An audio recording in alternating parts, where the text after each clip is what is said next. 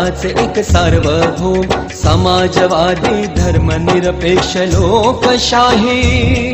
गणराज्य घडवण्याचा व त्याच्या सर्व नागरिकास सामाजिक आर्थिक व राजनैतिक न्याय विचार अभिव्यक्ती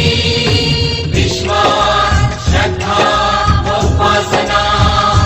यांचे स्वातंत्र्य दर्जाची व संधीची समानता निश्चितपणे प्राप्त करून देण्याचा आणि त्या सर्व